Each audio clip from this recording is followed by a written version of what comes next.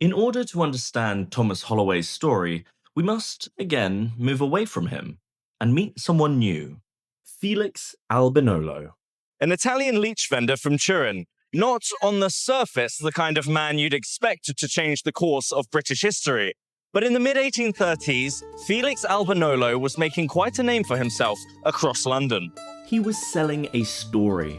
Albinolo's product was an ointment. He called it St. Cosmas and St. Damian, based on the patron saints of medicine. But his most effective ingredient was not found in the ointment bottle. Rather, it was testimonials from doctors, from patients, from people who swore hand on heart that this ointment had changed their lives. This was the world of Victorian patent medicine, of course. Walk into any pharmacy in Britain in the 1830s and you'll find shelves lined with products making claims that no scientist would dream to touch. Remedies for everything and cures for just about anything. In what was known as the Age of the Quack Doctor, there were a number of these eccentric figures promising to cure any ailment. Felix was not alone. One product, called Mrs. Winslow's Soothing Syrup, was even found to result in several child deaths. These were individuals who made great wealth built on the back of people who could not have known better. Often working class people who may have grown up desperate through their constant exposure to unpleasant conditions. As cities crowded and sanitation measures failed to keep up, disease became even more rampant in Victorian London. Now, the major killers of this era were cholera, influenza, and typhoid. The most famous of these was probably cholera. It first arrived in England around 1831 and was quickly followed by successive epidemics in typhoid and in influenza. Luckily, these quack doctors always had the answer, and it could be found in a neat little branded bottle, sometimes for quite a price. But these individuals were not concerned with whether or not their product worked. What they were concerned with was whether people believed they worked. And of all the people that were captivated by Felix's brand, one man patiently watched, growing ever more inspired. Thomas Holloway. Felix was everything Thomas wanted to be, a master storyteller, genius salesman, and deeply embedded in the world of patent medicine, a somewhat niche hero. But then, an opportunity arose.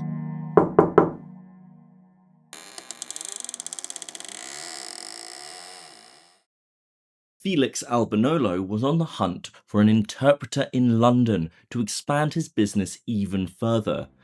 Thomas Holloway was an obvious choice. Thomas reignited his aspiration and climbed his way through the company internally, making a name for himself as being energetic and having a talent for marketing. It is evident that those days in Roubaix, those steely businessmen and bold paper advertisements were still deeply set in Thomas's mind. But he had not forgotten his Dunkirk days either. The late nights spent around the roulette wheel imprinted an excitement in him too, a thirst for risk. So Thomas took a gamble.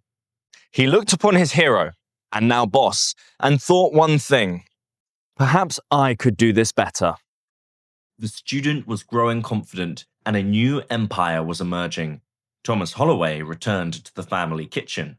Having split from Albinolo, he channeled the 16-year-old apprentice still left within him and embarked on an aggressive campaign to sell his own medicines. Initially, Thomas would go down to the docks and offer free samples of his latest cure-all, knowing that these were well-travelled men whose word would travel far, perhaps inspired by his days above that Penzance pub. After this, his next target was the housewives of the London terraces. His clean, tailored appearance made him stand out amongst the more eccentric quack doctors of the day, the Albinolos, if you will. Momentum was building. Thomas was no longer playing with dominoes. This was an avalanche. Holloway's ointment and pills succeeded mainly in part to its advertising. Now, Holloway's pills invented an idea of blanket advertising. It didn't matter what kind of newspaper you were, it didn't matter where you were, Holloway wanted to advertise his pills. There are some recorded cases of him even walking into chemists, claiming to be suffering from aches, pains, fevers, and saying that only Holloway's pills could cure him. When the chemist didn't stock it, he would ask for them to stock it. And this was one way in which he was able to get his pills and ointments in chemists. Next, adverts. Everywhere. Literally everywhere. No, seriously, everywhere. For some, this celebrity was magnetic. For others, it became somewhat irritating, leading to public criticisms from some high-profile individuals, such as Charles Dickens in 1851. Then, Thomas got creative.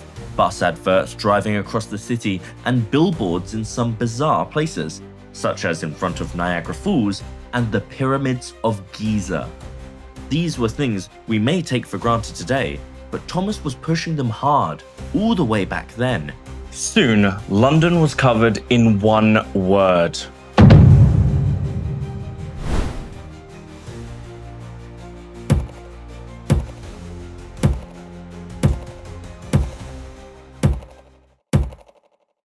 But none of this was possible alone.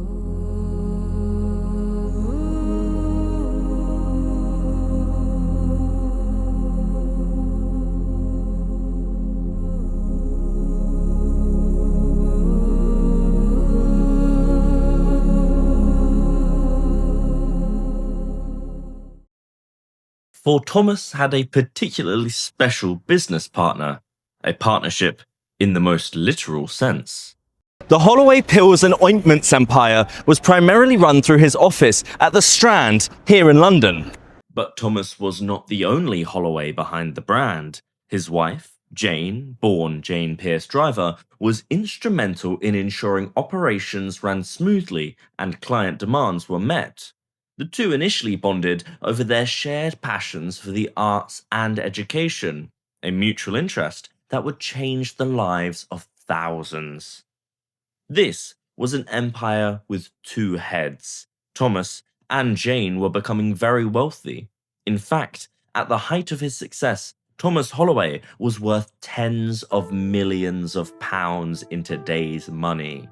However, just as Thomas's methods matched his ambition, they also matched some uncomfortable truths about 19th century British society. Beyond the large print posters lining the London walls, Holloway's ointments and pills advertised in a much subtler way. A new series of collectible trading cards were launched to the market, Holloway's Natural History series. These featured animals from across the world, creatures you'd rarely see in London unless you were at the zoo. Each card had an advert for the pills company on the back, literally placing Thomas's name in your pocket.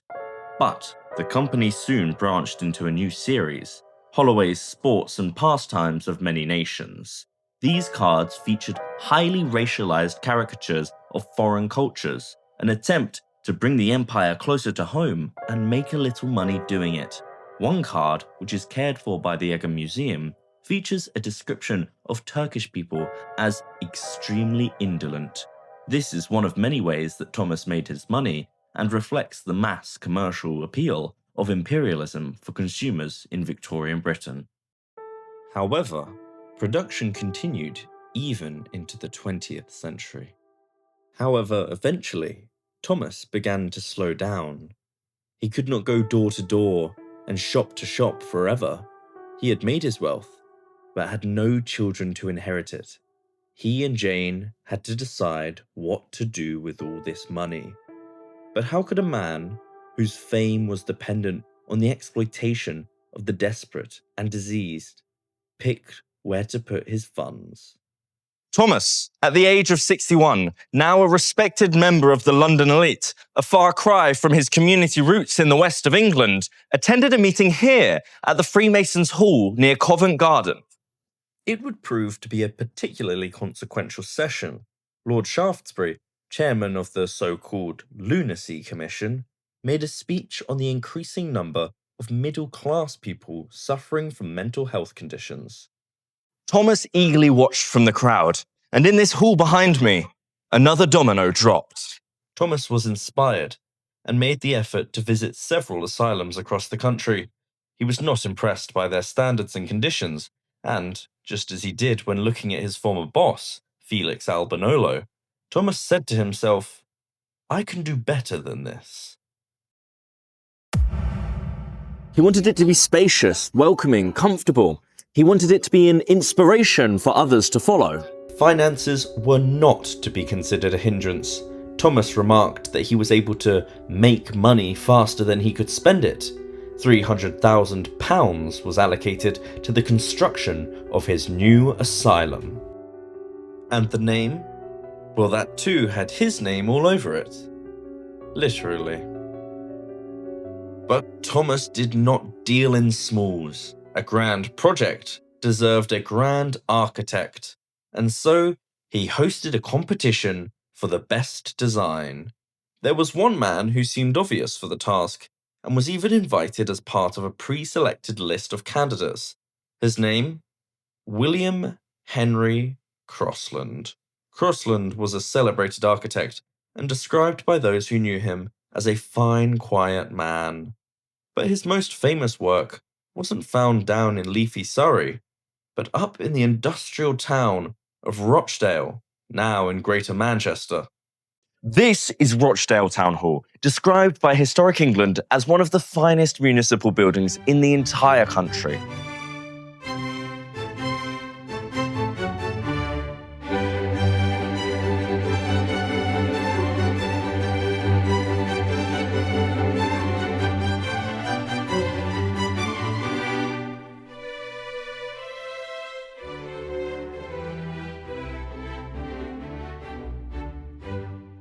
When it was first designed and built by Crossland in the 1870s, the clock tower was topped with a wooden spire And a striking statue of St. George and the Dragon, sadly lost in a fire just 12 years after it opened.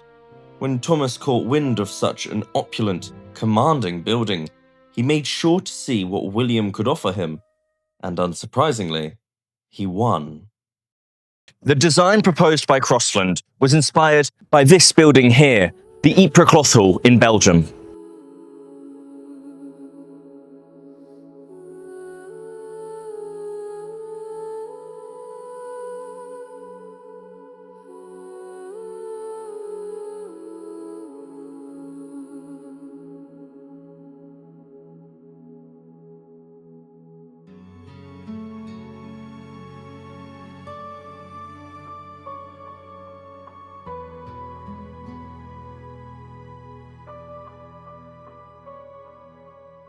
In 1999, it was inscribed on the UNESCO World Heritage List as a monument to commerce, to ambition, and to a city that refused to be erased. Crossland's inspiration over a century before this was an intentional decision, no doubt, as Ypres is right in the middle of both Dunkirk and Roubaix, less than 50 kilometers from both towns.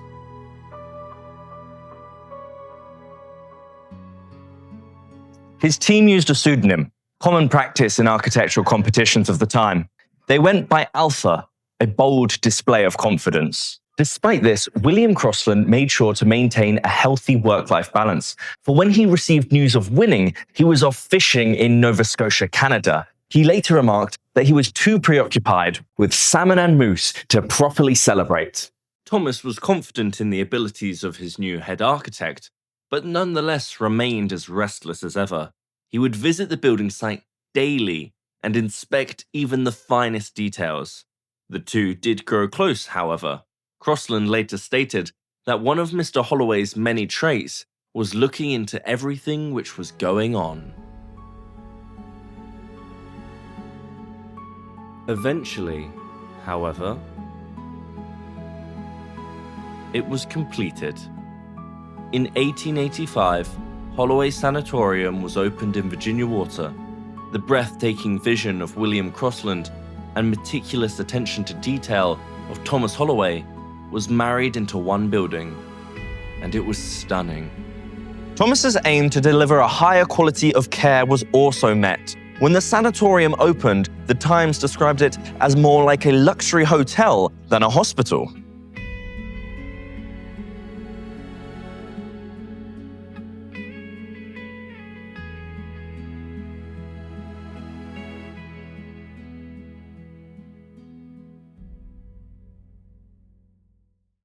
Not bad for a baker's son.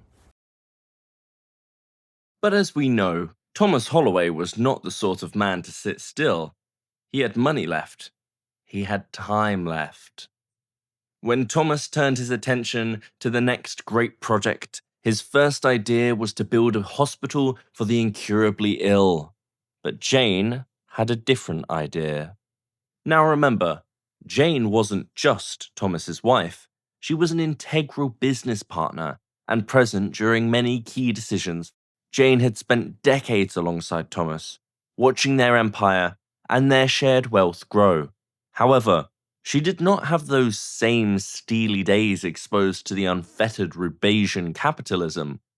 Jane watched on as Victorian society continued to reward only parts of the population, the wealthy and the men. So women's rights were quite a lot more limited. They were restricted in terms of the property they could hold, and women did not have the vote. So, for the most part, women were excluded from political power.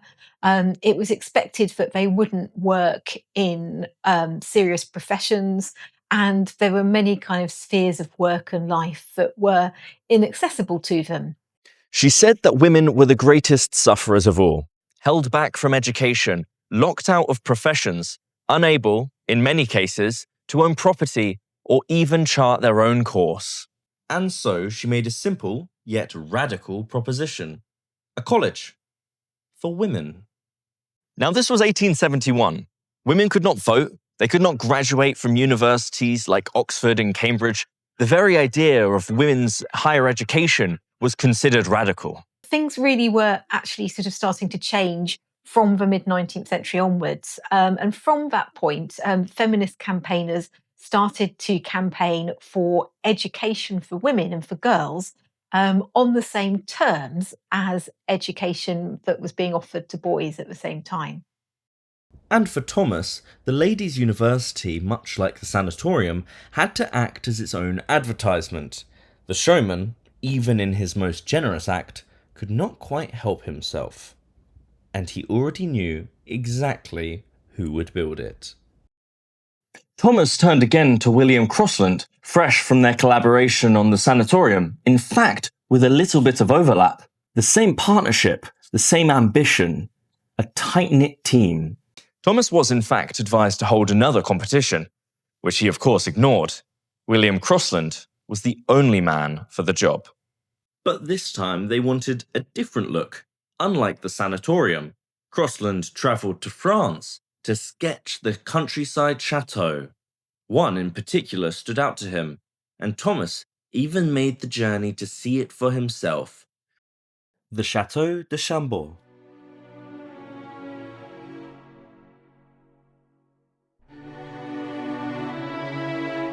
And yet, before the plans could be seen to their end, before any of this became a reality,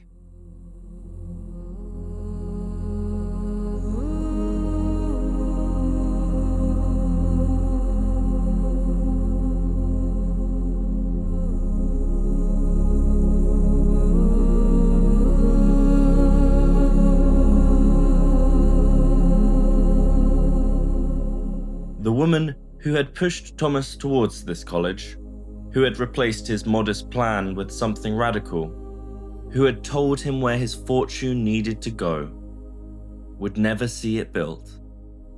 Thomas was devastated. He withdrew from his affairs almost entirely in the months that followed. The man who had never been able to sit still stopped. And Crossland suffered his own loss. Just 4 months after Jane, his wife, Lavinia, also died. Two men, both grieving, both tasked with completing the grandest project that either of them had ever attempted in their lives, for a woman who would not live to see it. And when the foundation deed was drafted, 8 years after Jane's death, on the 11th of October 1883, it named the college as a memorial to Jane, founded, in his own words, by the advice and counsel of the founder's dear wife, now deceased. But Thomas knew he had to deliver on that promise he made to his dear wife and business partner. William Crossland later reflected on what it had been like to work for him. He said that Thomas Holloway was a client who sent him to school, a man who always worked with his head and never his heart. Perhaps Thomas was never to work with his heart again. Still, construction began. Thomas visited the site 4 times in total. His health by now was failing. On one of those visits, he stood before what Crossland had built and said simply, "Well done, Mr. Crossland. I am more than pleased." This building, this castle, this monument was almost complete. Thomas's tribute to Jane and the culmination of his life's work was nearly there. An adventure spanning Europe and building a name across the world. But Thomas Holloway, too, would not be there to see it open.